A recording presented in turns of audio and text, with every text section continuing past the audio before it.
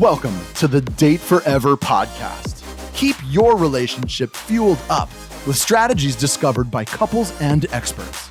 Because at Fuel Collective, we believe better relationships will equal a better world. You are about to discover specific insights and tools that cost little or nothing to implement to help you date forever. And now, here are your hosts, a couple who always have a half-packed suitcase and a date night in the calendar, Sammy and Nathan Yeager. Hello and welcome to Date Forever. In this week's episode, we're chatting about learning from experience and having humility to make changes, the importance of human connection for childhood development, and understanding, aligning, and living by your core values. But before we dive into that, Sammy, what's been fueling you up this week? I busted out something that I have not used in probably at least 4 or 5 years. Yeah, what was it? My sewing machine. Yeah. Yeah. I've been in lockdown a long time. You have, and you decided to bust it out right at the end. Well, yeah. I don't know why. I don't know what the mojo, activation was. you just had a little spark of... Yeah. Yeah. I've had a dress hanging in my wardrobe for so long that I bought online on sale, so I didn't try it on. And I wasn't able to return it. But it just didn't fit right. So, I was looking at it when I did a bit of a wardrobe cleanup, mid-lockdown. And I was like, well, I really like it, but it's not right. And then I whipped out the sewing machine. And I still remember how to use it. Amazing. Yeah. Yeah. And made some alterations. And now I'm really happy with what I've got. Probably even more so because I made it. That's it. Or I made the alterations, yeah. So it was really nice. I'm not great at doing non-efficient hobbies. I like my time to be productive. So normally I'm like, I'll just take it to the alteration place and they can do the things and they'll be better at it and it will be better use of my time, and it was normally pretty inexpensive, but it was really nice to sit down with the sewing machine and be a bit creative. Yeah. So maybe the motivation was actually the freedom coming up. Yeah, maybe. And wanting some clothes to wear to be able to go out. Yeah, maybe. Yeah, but it was really nice. It was rediscovering an old hobby. Yeah. What about you? What fueled you up this week? So this week I had my footy presentations for my very cut short season of my first season of AFL. So that was pretty exciting. Got to see a lot of the guys who I hadn't seen for, almost 6 months now, since the season got cancelled. So, really nice to catch up with a few people that I've got to know over the past year. And got a few votes for one of the games that I played as well. So that was a little bit exciting. I wasn't really expecting that, but really nice to do one of the best on ground, which is pretty cool. Are you the rookiest of the rookies? With your debut in your early 30s? No, there probably was. We had a few international people join us as well, so who have never touched a footy before. Whereas, so I'm not quite the rookiest of rookies. You had the backyard advantage. Yeah, that was it. The childhood backyard advantage. But other than that, probably. Well, I'm very proud of you getting those votes. But thanks. Mostly I'm proud of you that you had a crack at it. Yeah, that's it. Yeah, no, it was a really good season, even if it was cut short. And just really thankful to all of the team and to all the friendships I've made as well. Try again next year. That's it. Yeah. But now here's this week's guest. Today we've got Aaron Blue joining us. Aaron has been married to his wife for 20 years. They have 6 children, 2 born in Canada, 2 born in California, and 2 born in Thailand. And all but the first were intentional home births. Aaron is the founder and director of the Charis Project and its Thailand sister organisation Shade Tree Foundation. Aaron has a background in philosophy, theology, psychology, and cognitive science. Welcome to the show, Aaron. Thank you. I'm stoked to be here. Yeah, we're stoked to have you all the way. So we're in Sydney and you are in? I'm in Thailand, right on the border between Thailand and Burma. I'm actually sitting right now 15 minutes away from the Thai-Burma border. Yeah, so how cool is the magic of Zoom and podcasting? Absolutely amazing. Absolutely amazing. I'm of a generation where this is still like magic for me. Yeah. Well, Nathan and I were on the cusp of generation of not having mobile phones. So sometimes technology feels magic to me too. I remember when computers screens only had one color. Yeah. Yeah, that's a little while ago. Yep. Yeah. Hey, so Aaron, there's a few reasons we wanted to have you on the show today. One, that the show is called Date Forever, and you're in a very long-term relationship that's had a few countries and an interesting story there. But also because of the work that you're doing with the Charis Project. So where do you want to start? Which path do you want to take first? Oh, wow. Well, let's start. What's your wife's name? Careen, like what you do off of a mountain road. Oh. You careen off a road. And how did you and Corinne meet? We met in a parking lot on the California-Mexico border. Wow. What were you both doing? Because it sounds dodgy. Yeah, it does Yes, sound yes. dodgy. It does sound dodgy. We were we were with a group of people. She was with one church group going from San Diego to Mexico. I was headed down to Mexico with a different group, and we'd stopped in the parking lot to get insurance for driving American vehicles on the Mexico side of the border. And I was going down to visit the church and the community where I used to live. I had lived on the Mexico side and worked in the community for some time. I was visiting them to say goodbye because I was in a week on my way to India.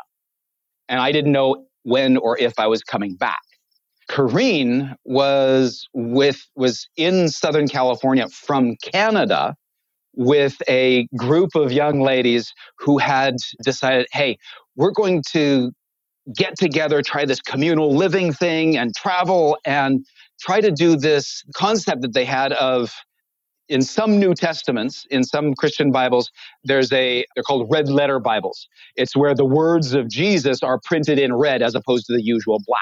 And what these ladies said, let's go travel together and see what happens if we try to live the words in red and live together the words of Jesus. They came from Canada, a group of Canadian ladies, young ladies, down through California, visiting different communities and projects and churches, and they ended up in San Diego. And the church on whose floor they were sleeping was going down to Mexico to visit the same church I was, because it was Christmas time. We're going to do a big party and give away a bunch of presents.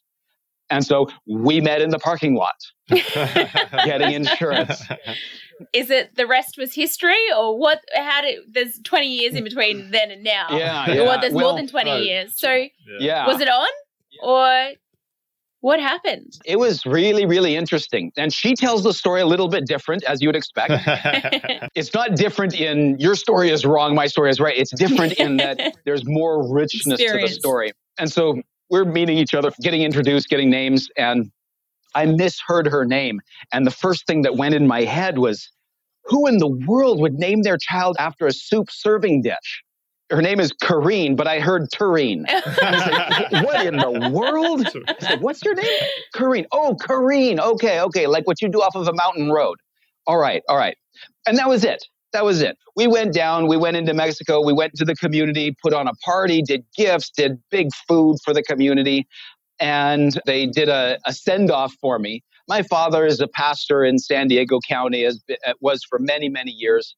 And so a lot of people knew who I was, and I'm the pastor's kid and everything that goes with that. And so they were seeing me off because everyone knew I was going to India and to do work there. And she looked at it and said, oh, this man, pastor's kid, that goes to figure. He's got the status and everyone pays attention to him. Whatever. What a bozo. That was her immediate thought. And then at one point, there was something going on. I think they were praying for me. And this is how she puts it. She says, I looked at Aaron and saw the size of his heart. And so there's actually something there. He's actually a good person. And she decided she wanted to just have a conversation. And so there's a lull and we just started chatting. And I was getting ready to go to India, as I said. I was leaving a week later. And I had bought some camping equipment and I was going to take it out in the desert in California just to test it, because you don't want to bring equipment overseas into the field without at least setting it up once. Yeah. And so we're chatting, and she's what we call a granola. not quite a hippie, not quite a serious outdoorsman, but someone who likes the outdoors and natural kind of thing. Someone you'd see in a Patagonia ad. Yes. So while we're talking, I don't have these feelings often. This is a really rare thing. But the best way I can describe it, it felt like God came up and stood next to me, but it wasn't this great, powerful, ancient of days, just much more homey, like a singlet with what would it be for you guys? A VB. And and some shorts and thongs coming up and standing next to me. It's God standing next to me, but in the friendly uncle sort of feel. And it's like time just sort of stood still for a moment and that sort of feeling. And I got the impression that, hey, Aaron, if you plan to get married, if this is the direction that you want to go, I recommend her. I think she would be a good call for you. Over to you. Whatever. And that was it. Just like a little subtle nudge. Yeah. It's like a nudge. Wow. It's like, you do what you want to do. It's your life, your plan. You're the one who's responsible for your decisions. But if you want to do this direction, I think this would be a good call for you. and so I said, you want to go camping? Yeah, amazing. And that was it, right? Yeah. And that was it. We went camping. She said yes. But we got together. We went out camping, spent a night in the desert, camping under the stars. And no romance, no weirdness, no discomfort. It was like we had always been great friends. That was the feeling. And when we came back the next evening, took her to dinner and went for a walk on the beach. I asked her if I could hold her hand. And I said, wow, your hand fits really well in mine. And a couple of days later, my mother was driving me to the airport. And I said to her, would you like to see a picture of the woman I think I'm going to marry? She just about drove off the road. I said, what? Yeah. I pulled out one of the pictures that we took in the desert. Then I left. I went Off to India. you go. That's right. You see, I'm a very direct person. I wrote her an email and said, now, I'm not so ridiculously stupid as to propose or anything like that on email, but I want to let you know the direction I see this relationship going potentially. This is the direction so that I'm thinking and feeling so that you can make your decision with all the information. You choose, you decide whether you're okay with this or not, whatever you're comfortable with. And send. I feel like we need the disclaimer. So this is like early 2000s, 2000? Yeah, early 2000s. 99. Yeah.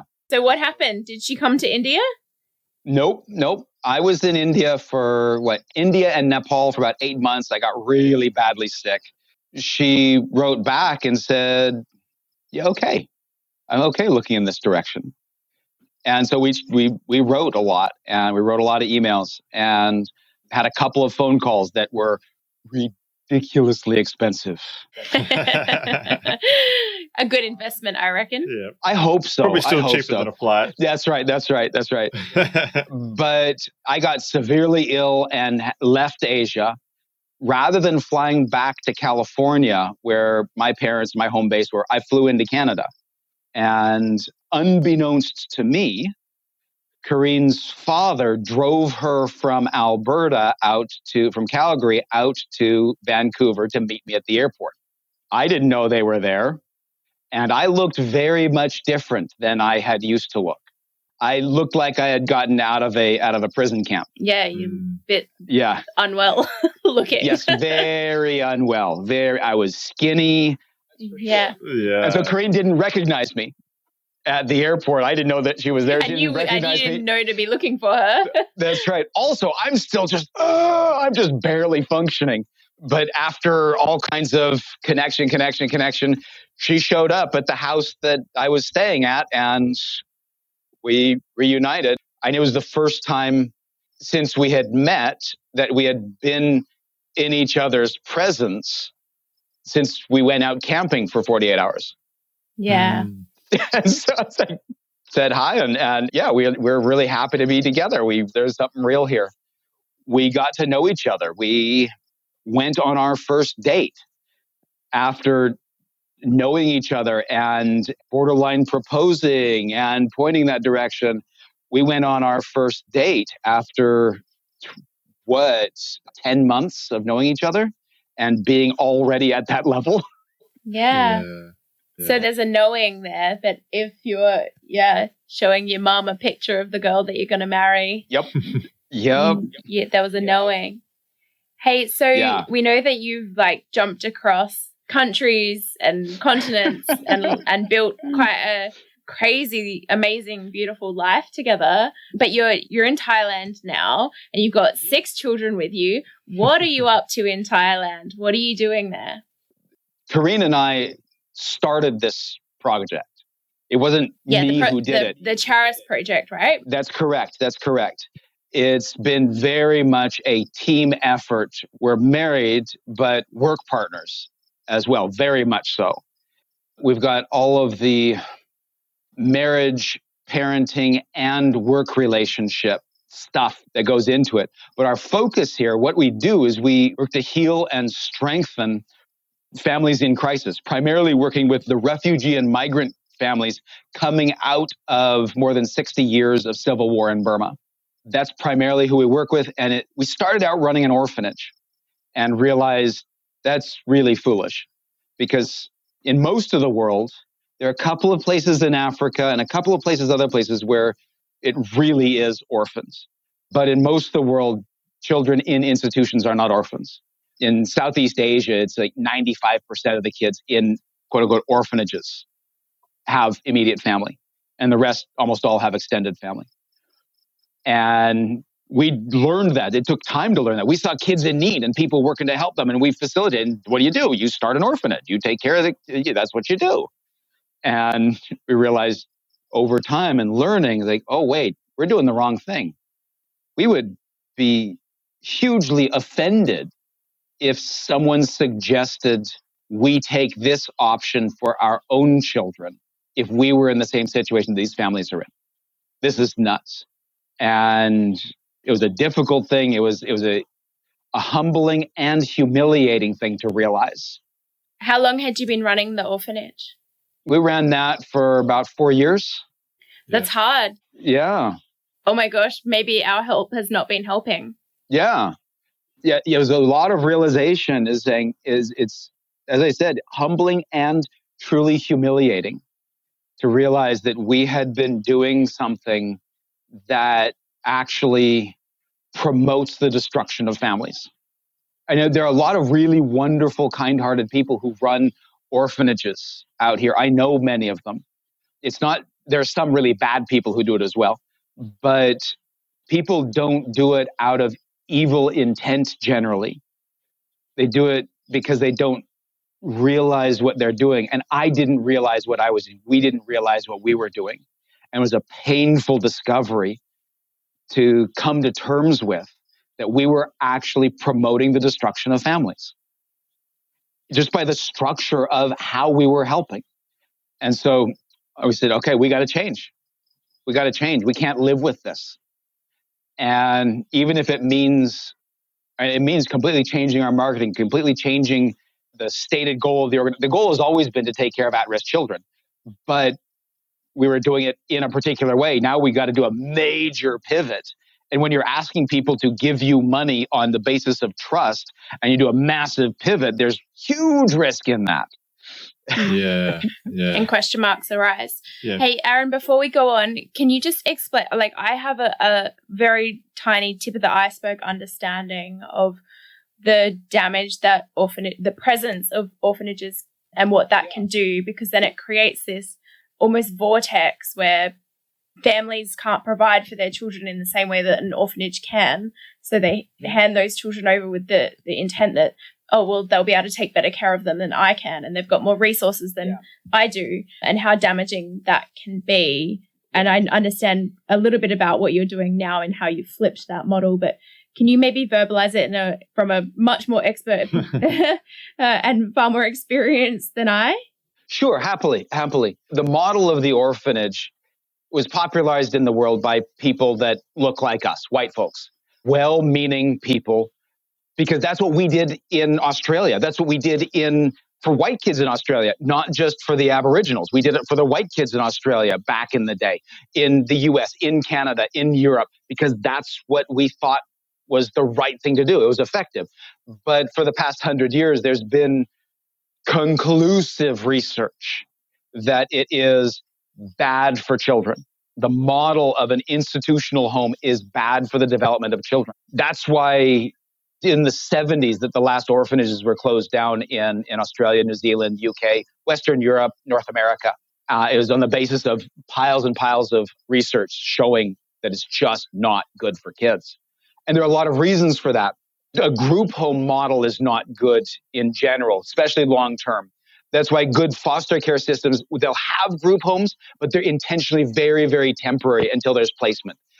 Part of that is look at how biologically a human family is formed over millennia. Animals produce offspring in a particular way and raise those offspring in a particular way consistent with biological development. And so you can look at a giraffe giving birth on the savannah. There's a particular way that giraffes do it, and it works with how the baby giraffe develops neurologically, relationally with the herd, all of that. And they come out and they can walk, and that's freaky. Yeah, that's right. It's insane. Yeah. Well, human they babies, they're just blobs. No, that's right. And so marsupials are the closest of the mammals to us, but they're kind of not halfway, not even born yet when they've gone up into the pouch. For humans, our biology has extended into our social structures, the traditional family. The reason why it's traditional is because it's by a long shot biologically dominant through the history of the species.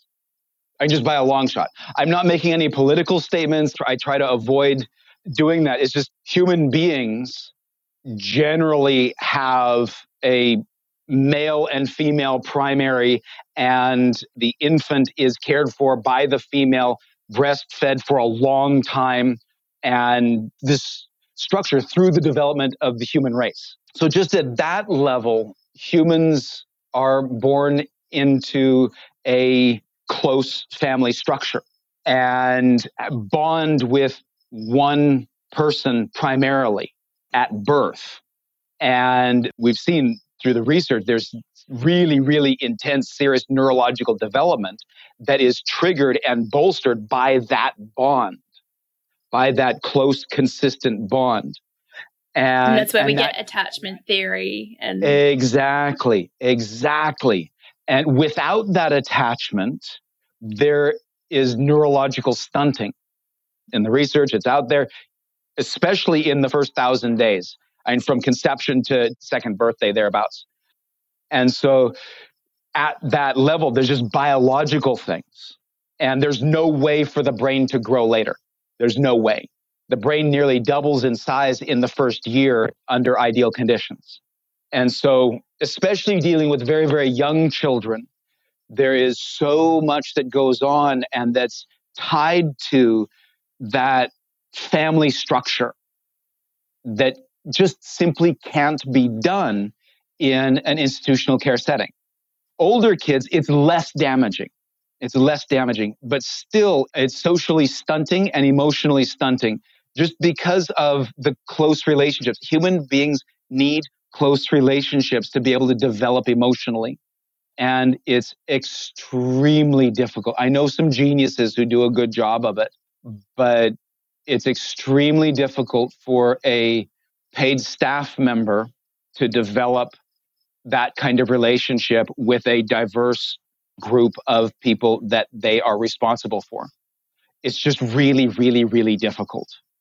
And so if we're able to keep the kids with their parents and equip the parents to do that, these are the groundworks, these are the fundamental developmental things that a human being has to become all that they can be.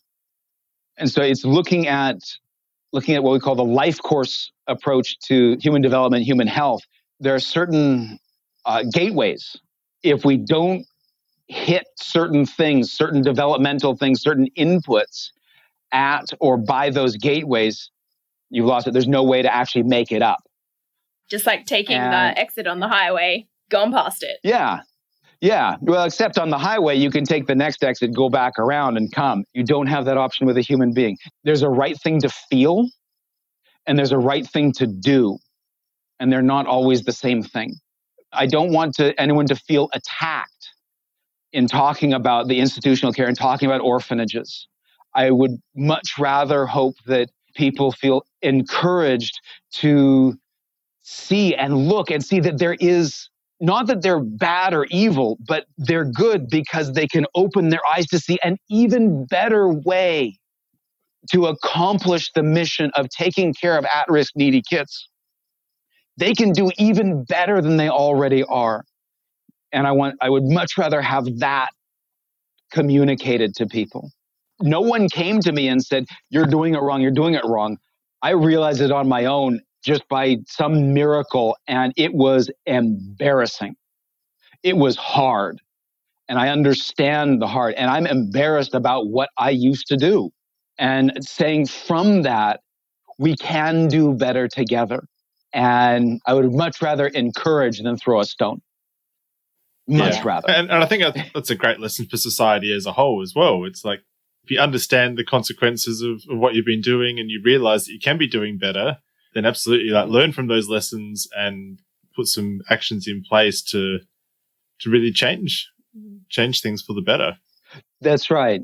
What we keep as kind of the center, how we make decisions and how we do what we do. And this works for the organization. This works for our marriage. This works for any relationship. Do to the other what you would want them to do to you.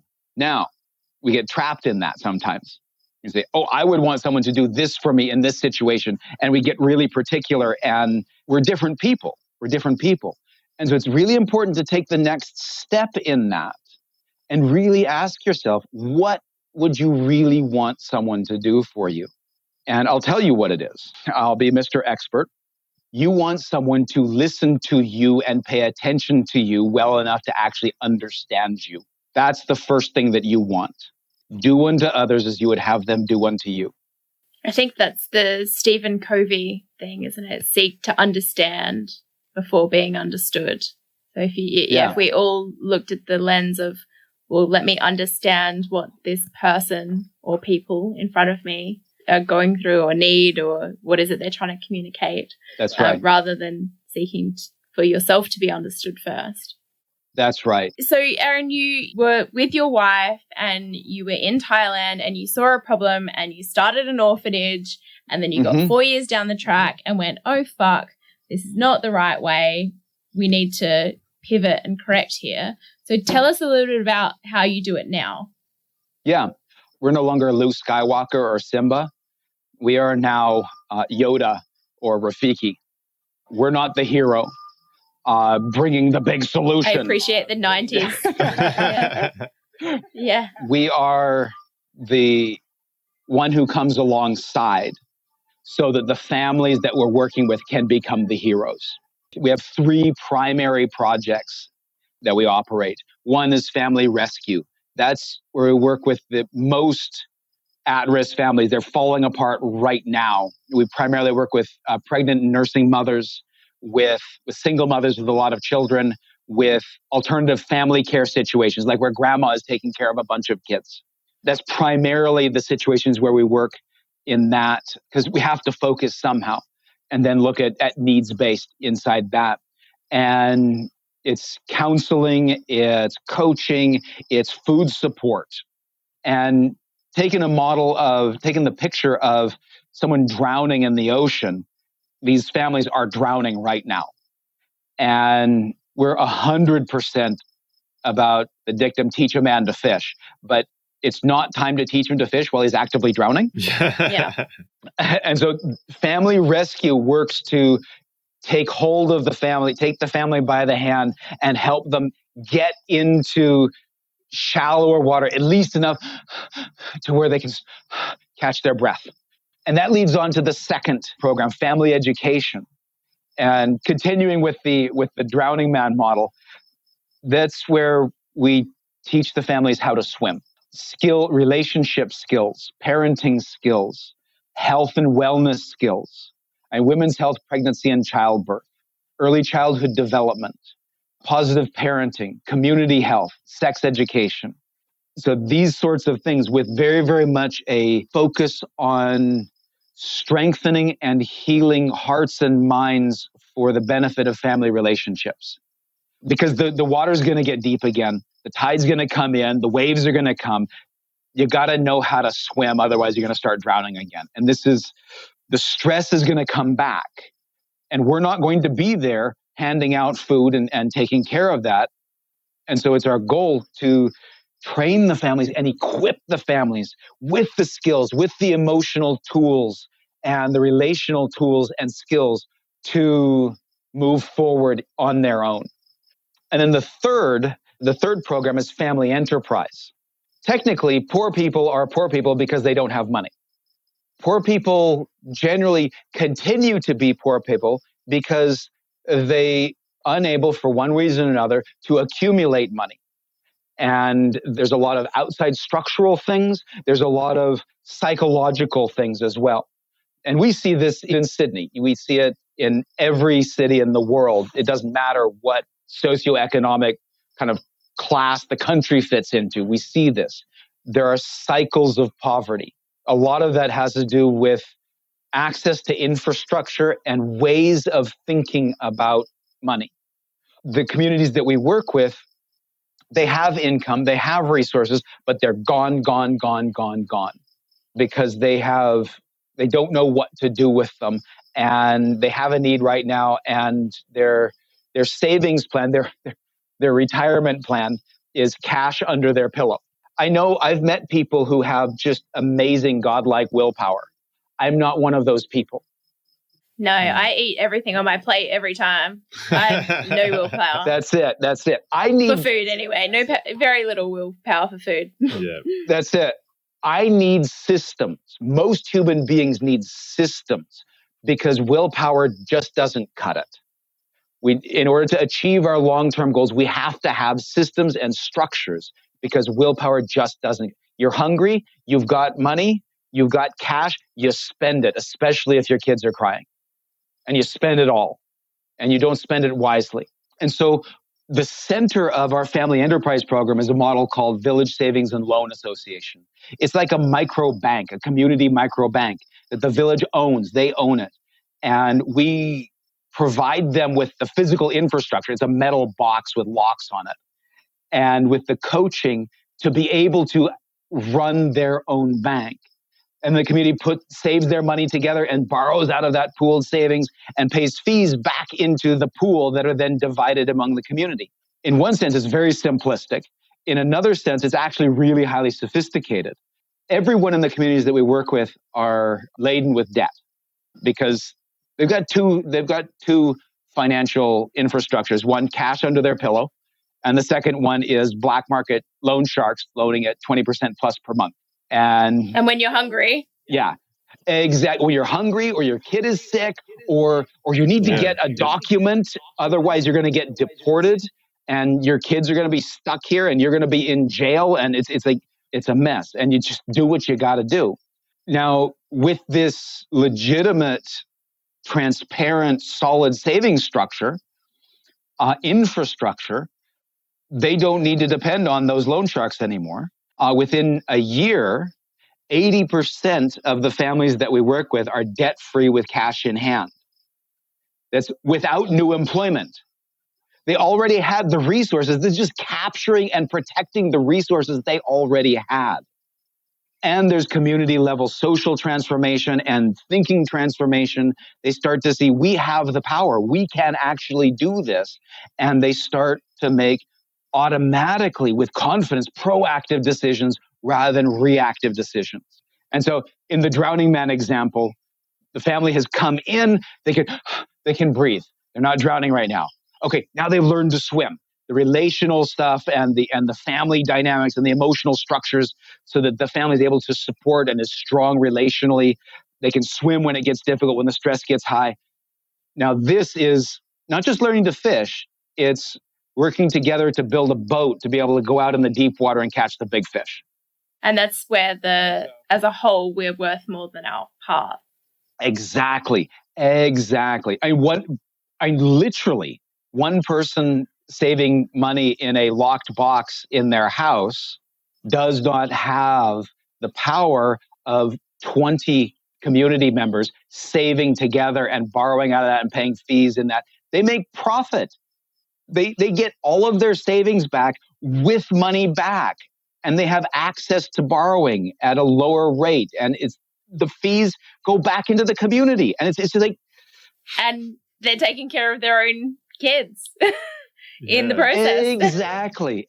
I know over the initial COVID lockdowns here, there were lockdowns and everyone was out of work, and these communities depend on being able to get to the farm or get to the construction site to be able to make money today. And so there were food shortages. And some of our savings groups, the local leaders came to our staff and came to the coaches and said, we're out of food in our village, and we were going to come and ask for the foundation to bring us rice, because that's what we normally do in this kind of situation. We come and ask people to bring us rice. But we realized, hey, we've got money in the savings group. Would it be all right with policy and stuff?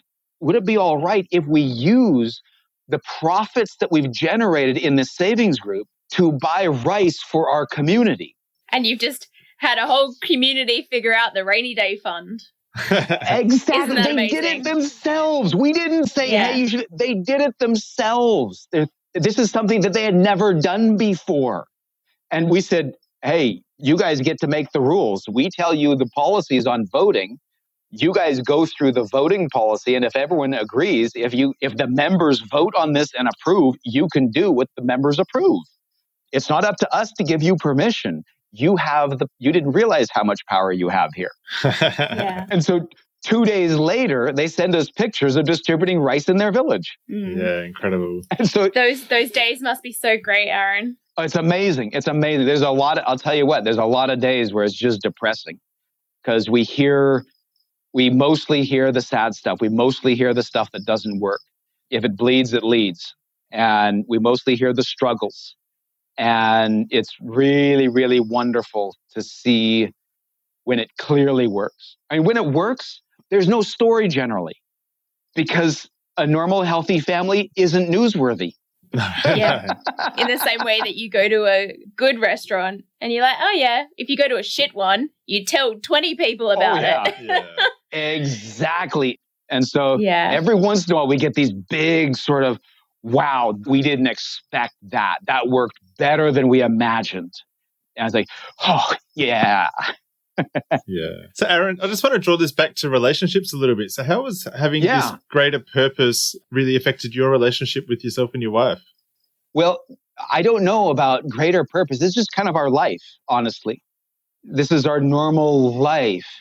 People say, oh, you guys have this great purpose and you go out and do this stuff. It's like, this is normal for us at this point. We moved here 8 years ago when my wife was 7 months pregnant with number 8. No, wait, shoot. We only have 6 kids. 6. Yeah, with number 7. It was number 5. I was like, whoa. Number 5. Good grief. I'm the oldest of 8 kids. That's too many, Aaron. Yeah. You lost count. Neither Mormon nor Catholic. My parents like sex and they like kids, and this is generally what happens. My wife and I as well, we like sex and we like kids, and you generally have a lot of kids that way. But yeah, pregnant with number 5, 7 months pregnant with number 5. Yep. Actually kind of falsified the due date to the airline to be able to fly here. And we didn't have enough money to buy return tickets. We didn't have enough money to make it to the end of the year. But we looked at it, and all of our friends were saying, man, that's such a huge risk. That's insane. You guys, whoa. You're going to do what? Imagine doing that. And we looked at it and said, man, this is a much lower risk in the way that we measure things than staying in San Diego with a normal, prosperous, healthy life in San Diego, because that's boring. We consider boring more dangerous than really, really high risk things that people consider high risk. And so living in San Diego, a normal life in San Diego would be boring. And that's a high risk for us. So we just measure risk differently. And so it's the same sort of thing. It's this meaning, this what we do. It's in one sense, it's the job, it's the business. And in another sense, it's we get to be helping people every day. And so it's this mix, this is complicated thing.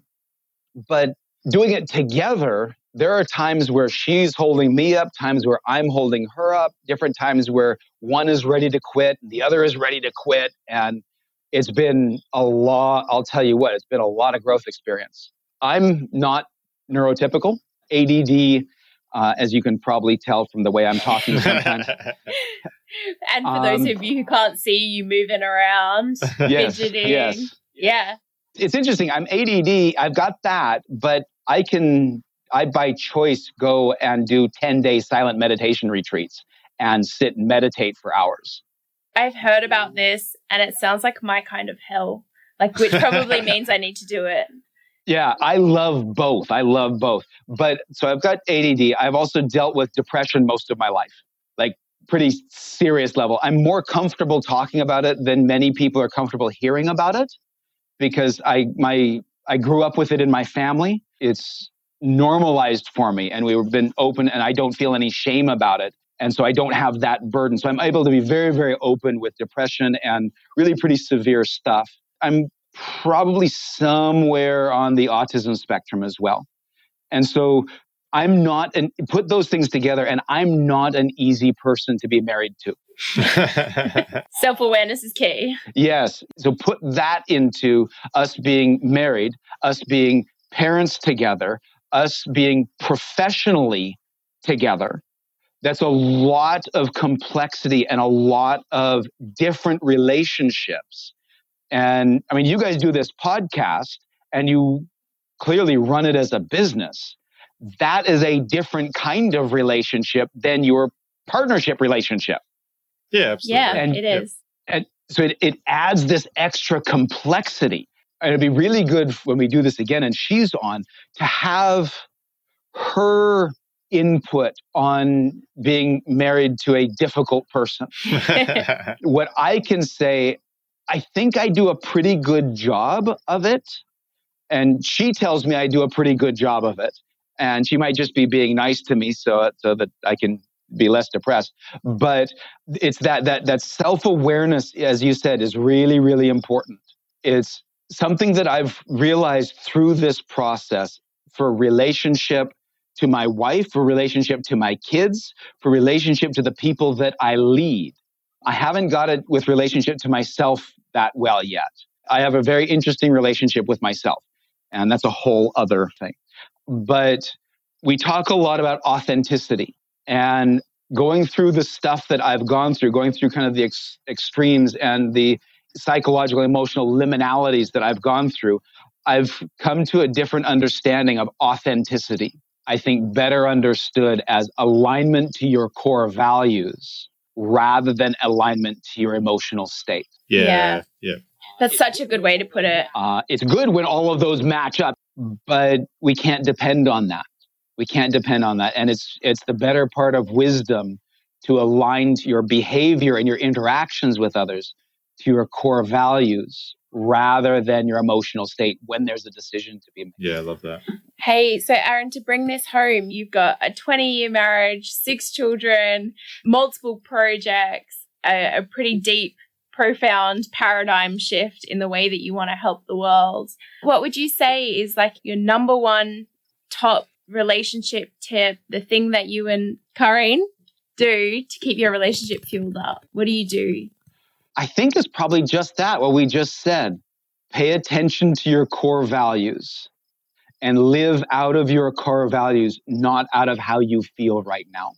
When work towards your feelings lining up, but when there's a question, remember your core values. You've spent a lot more time and a lot more identity on those core values. And that's true authenticity. When we do that well, when we're tired and frustrated, that's how we remember to apologize when the emotion comes first and the snappy voice comes out. Say, wait, that's how I feel right now, but that doesn't fit with who I really am, and correct that and bringing that around. So Pay attention to your core values. Go back to them, assess them, and live out of the depth of who you have decided to be. Focus on that and live out of that rather than letting your emotions drive you. Yeah. One of the key words that you said in there, like, who have you decided to be? Because we do get to decide. That's right. We do in a lot of ways. There's the things that we can control and there's the things that we can't. But we've got a lot of choices and decisions along the way. That's right. As powerless as we are in this world, even over ourselves, the thing that we have most control of is ourselves. We have no control over our partner. No. None at all. That's delusional. Yeah. The best we can do, the best we can hope to do is try and be a person who they care about and who loves them. Yeah. Yeah, absolutely. I love that. Hey, this has been such a great chat. Thank you so much for joining us and my pleasure. Sharing with us about probably, I'm going to take a hunch that it was probably one of your darkest days, realizing that you needed to change. So thank you for sharing that with us and a little bit about your relationship and how it works. To say thank you, we've actually made a contribution to one of your projects. Wonderful. Yeah, on the Buy One, Give One community. We know that you're one of the worthy causes in that community. So to say thank you, contributed to the Educate Families program to help prevent child trafficking and abuse. So thank you for all of the work that you do, and thank you for joining us for this conversation, and thank you for allowing us to contribute to the incredible work that you're doing. Thank you so much for having me. This has been a wonderful time. I enjoy talking with you guys. So Aaron, if people want to connect with you or learn a little bit more about what you do, how should they do that? Our B1G1, our Buy One, Give One profile is listed under Shade Tree Foundation. That's our Thai organization. For more full understanding of what we're about, it's our English language is thecharispproject.org, THECHARIS project.org. The links will be sending out. We've got Facebook and all those links will be there. Happy to talk with people. And my email is Aaron, AARON, @thecharispproject.org. Thank you so much, Aaron. This has been awesome. It's been a super pleasure being with you guys. I enjoy you. I hope to come back and chat with you again and bring my wife along. My better half. Yeah, we look forward to having you both back. Yeah, thank you so much. All right, y'all have a wonderful day. Thanks heaps for joining us. If you love what we're doing here and want more, subscribe to the Date Forever podcast to make sure you never miss an ep. Come and hang out with us and other awesome couples who are fueling up their relationships in the Thriving Couples Collective Facebook group, or check us out at fuelcollective.com.au. Until next time, keep on dating, because better relationships equal a better world.